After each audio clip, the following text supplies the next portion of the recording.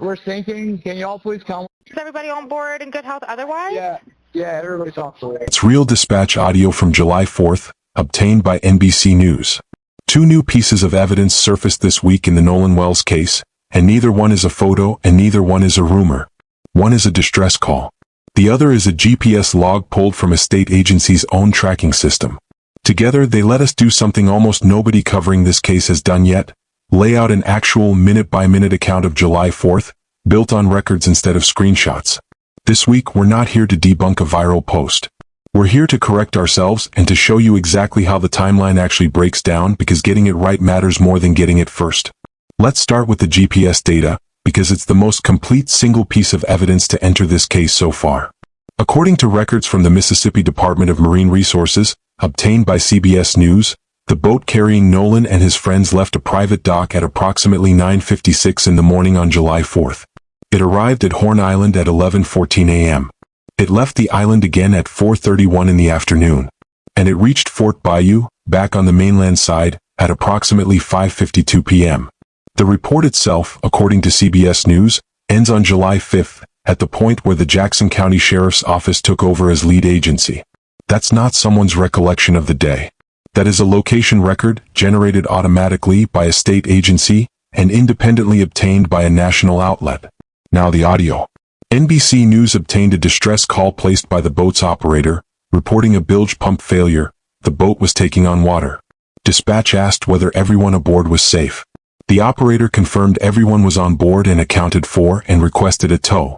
That's the audio you heard at the top of this video, and according to Newsweek's reporting on the recording, the call was made around 4 p.m., roughly an hour after Nolan was reportedly last seen by the group.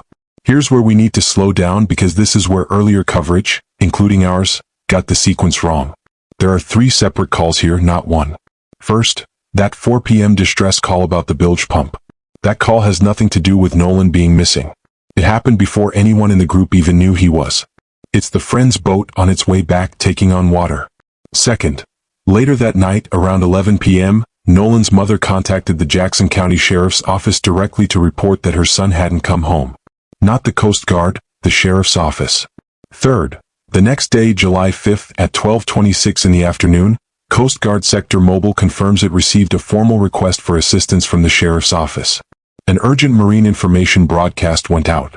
A helicopter was sent to search the area. Do the math on that gap. Roughly 12 to 13 hours passed between a mother reporting her son missing and the Coast Guard being formally brought into the search. That's a real, documented gap, time-stamped independently in two separate reports. It's a fair question to ask. But it is not the same story as the bilge pump call, and folding the two together, which is what earlier coverage did, makes the timeline look more tangled than the sourced version actually is. Next, the grand jury. The district attorney's office, led by Angel Myers McElrath of the 19th Circuit Court District, has confirmed that once the Sheriff's Department's investigation is complete, the full case file goes to a grand jury. Multiple outlets, News Nation, WLBT, and ABC News, have reported this directly, following a meeting between the DA's office and Nolan's family on July 15th.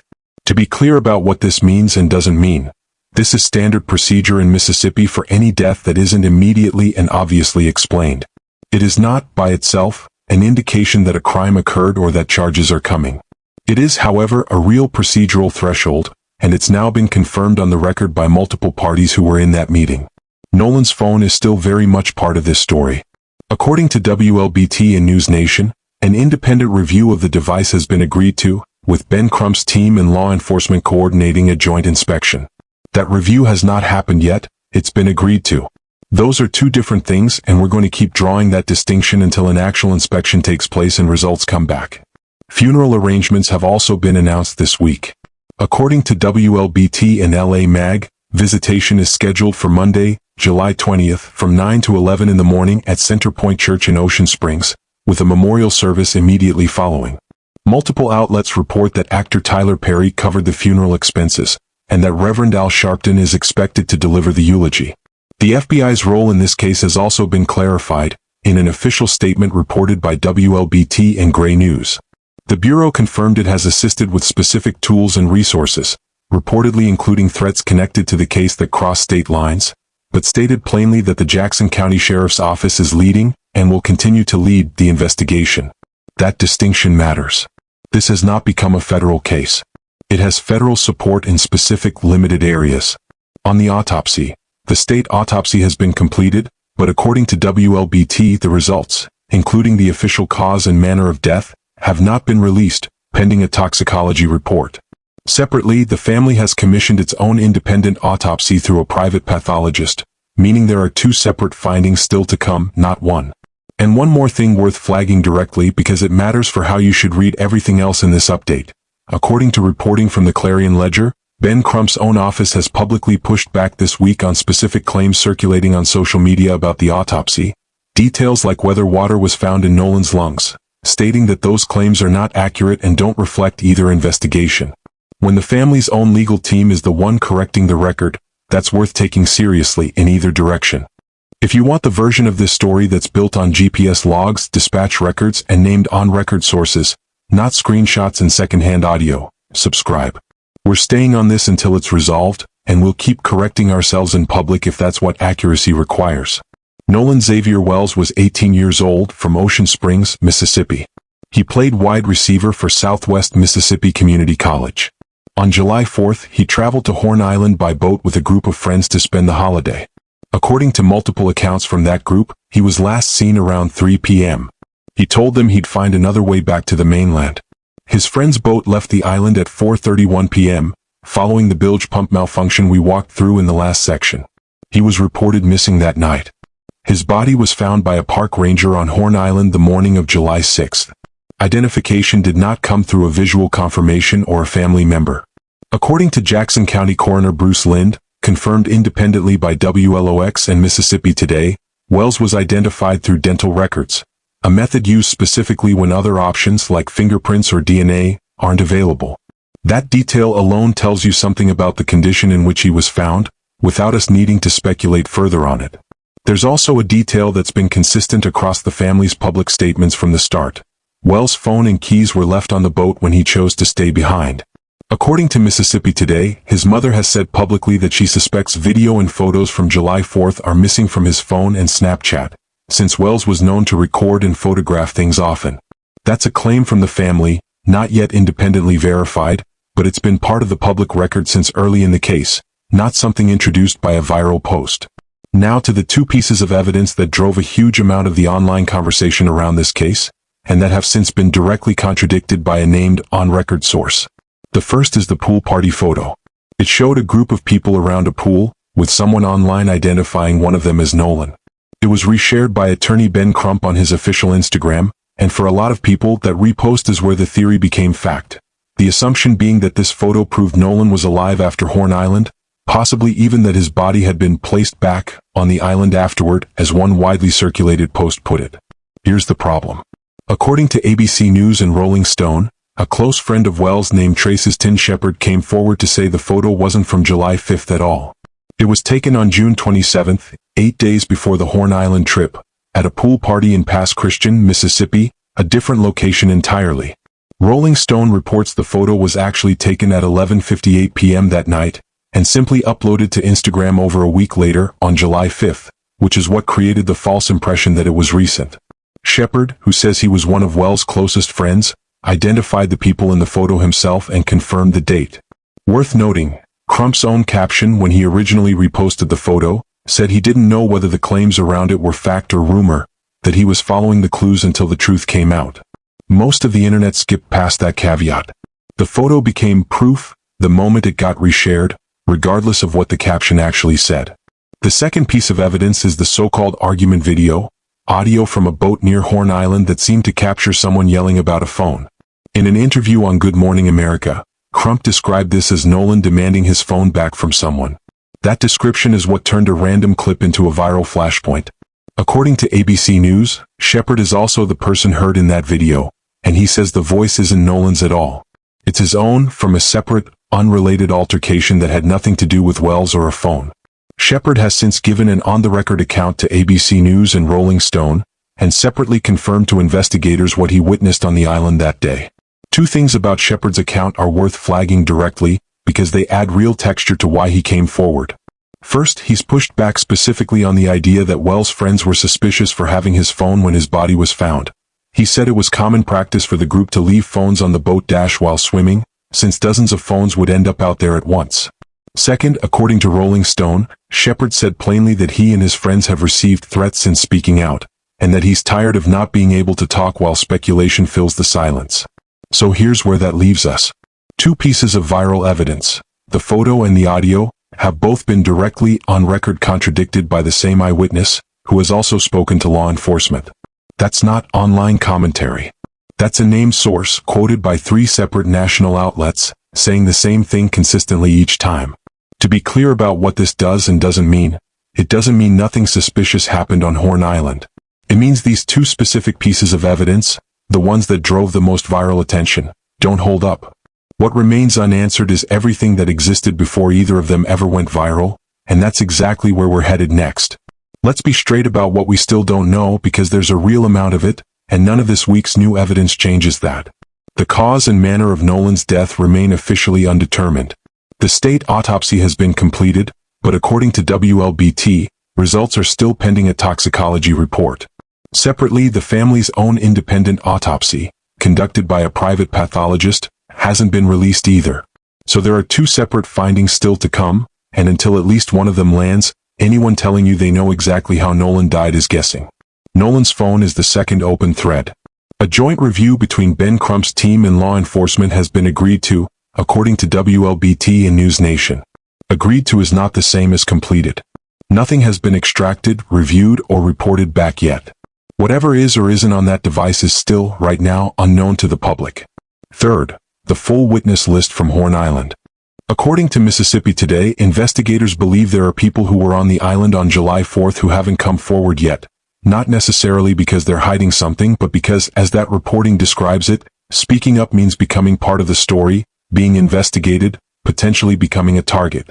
The Jackson County Sheriff's Office has made a public appeal asking anyone with photos, video, or first-hand knowledge from that day to contact them directly. That appeal itself tells you investigators don't believe they have the complete picture. Fourth, and this is where this week's GPS and audio evidence gets complicated rather than simplified. How well does the new timeline reconcile with the account friends have given publicly? Ashley Cole, a chancery judge in Mississippi and the mother of Warren Hudson, one of the friends who was on the island with Nolan, posted her own account on Facebook. According to her statement reported by the Griot, WOX, and News One, Warren last saw Nolan around 3 p.m., the boat left around 4:30 p.m. after the bilge pump issue, and Nolan made the decision himself to stay behind and return with another group. That account lines up, in broad strokes, with the GPS and audio timeline we walked through earlier. But it's still one family's account of what happened, offered publicly rather than tested yet in an investigative setting. We're presenting it as a claim that's consistent with the record so far, not as a verified account of Nolan's state of mind or final decision. Fifth, the question of race. Reverend Al Sharpton has said publicly that the family isn't building this case around race, but isn't ruling it out as a factor either. That's a stated position from a public figure, not a finding from an investigation, and we're not going to present it as anything more than that. Quick word on how we're choosing our language in this video because it matters more than usual right now. There is an active grand jury process ahead. There are federal resources involved in threat cases connected to this story. And there are real people, named, on record, in some cases receiving death threats, whose lives are affected by how this gets talked about. So here's our rule for this video. Nothing gets called a fact unless a named source or an official record says so. Everything else gets called what it actually is, an allegation, a claim, an account, something undetermined. When Nolan's mother says she believes content is missing from his phone, that's an allegation from the family, not a confirmed fact. When Ashley Cole says her son is cooperating with police, that's her public statement, not an independent confirmation. When Sheriff Ledbetter says he suspects drowning, that's an investigator's stated suspicion, not a final ruling. This isn't about being neutral for its own sake. It's that the moment you start speaking with more certainty than the actual record supports, you become part of the noise this case is drowning in, and you make it harder, not easier, for people to tell what's actually been confirmed. Our thesis for this update isn't viral versus verified anymore, because nobody's trying to pass off a screenshot as fact this week. It's records versus rumor, GPS logs, dispatch audio, and on-record statements, versus everything that still hasn't been tested. So here's a real question for you, and we mean it. Now that you've seen the actual GPS route and heard the actual distress call, does this change what you thought happened on July 4th? Or does it just fill in details around a story you'd already assumed? Tell us honestly in the comments. We'd rather know if we're just confirming your priors than pretend every new detail is a bombshell. Because here's where this actually stands. 3 things are still open, and they're the 3 things we're going to keep tracking until they close. The toxicology report, which determines whether there's an actual cause of death on record. The phone review, which is agreed to but hasn't happened yet. And the grand jury process, which starts only once the sheriff's department considers its investigation complete. None of those 3 things are resolved by anything in this video. What's resolved is smaller than that: a corrected timeline, 2 collapsed pieces of viral evidence, and a clearer picture of who said what on the record so far. If you want us back the moment any of those 3 threads move, subscribe, and we'll see you the moment there's something real to report. So if you know the history of Mississippi, I think that you'd have to be blind not to question potentially what is happening, especially in the case of an 18-year-old who ends up deceased without his cell phone, without any communication whatsoever with anybody, prior to ending up deceased, and he was out with his Caucasian friends, and then law enforcement tells everybody there's no foul play to be suspected. Now, a blind man could see that there's something to investigate, and so I want to applaud the legal team, Ben Crump and his team, as well as his parents, for not giving up and accepting no as an answer. Well, it sounds like you think it is racially motivated. I absolutely think that, I can tell you that we don't have any answers, but if you think that race is not something to look at, then you are not really trying to investigate. So what do you think? Well, I mean, you know me. I'm a civil rights lawyer. I mean, I'm looking at it, and I'm looking at the fact that these white kids deleted their social media accounts. It's not like they sat down and talked to law enforcement. It's not even like law enforcement decided that they wanted to sit down and talk to them. They decided, oh, the little black boy ended up dead without his cell phone, without his friends, going and telling his parents, oh yeah, we got the cell phone. They got to go and track down the phone and find the phone. It looks like a racial thing to me, but hey, maybe we'll find out that it wasn't. Well, what's interesting is we had his football coach on our TV show today, and he said that there was never any racial tension between any of the students or anything like that. So I mean, that kind of points that maybe this wasn't racially motivated. I mean, I can't say what even the cause of death really is. We know that there's an independent autopsy that's going on, but I can tell you that race is absolutely playing a role. What role? Whether it had to do with his death, whether it had to do with the fact that maybe your friends left you to die, or your friends didn't care that maybe you did die. I do believe that there's a racial component, or if it's just in law enforcement not feeling as if Nolan Wells was worthy of an actual investigation, but instead decided that there was no foul play, seemingly with no evidence, without talking to any witnesses. That to me is where there are racial components to this for sure. But I will not say that I know for sure that race played a role in his death. Are you in the camp of if Nolan was white and his friends were... Yeah. Okay. The friends, listen, they would have absolutely been under the jail with no questions asked first. Really? But for sure. Okay. We already know this. Like, we know how, I mean, think about it this way. You're saying it's a done deal. If Nolan was white, his friends would be... If Nolan was white, they would be in jail. They would ask questions later. It is the same thing that they do with anything else. When you look at law enforcement and how law enforcement treats a black person in general, a black person with no gun, they somehow get so scared that they end up dead. But you end up taking, say, a white racist killer who decided to go into a church and gun down a bunch of folk. They took Dylan Roof with no problems. We know that he was a known killer at the time, right? So, like, they fear black skin, and they treat black skin a lot differently when it comes to the criminal justice system. You know, I'm sure... Before you go, if a story like this pulls you in, we've got more waiting for you on this channel. Cases just as painful, just as unresolved for decades, that finally got their answers. Mary Teresa Simpson, Rosalind McQuinn, Sarah Yarborough. 3 girls, 3 families, 3 cases that sat cold for years, sometimes decades, with no leads, no charges, no closure, until they weren't cold anymore. We covered how each of these cases finally broke open, what changed, who never stopped asking questions, and what it actually took to get answers this many years later. Go watch them. Tagged right at the end of this video, right where you're sitting now. Share them with your family, especially anyone who lived through that era or remembers when these stories first broke. Subscribe if you haven't, because this is the kind of story we tell, not for the shock of it, but because someone, somewhere, is still owed the truth. Let's keep spreading the real story, not just the headline. We'll see you in the next one.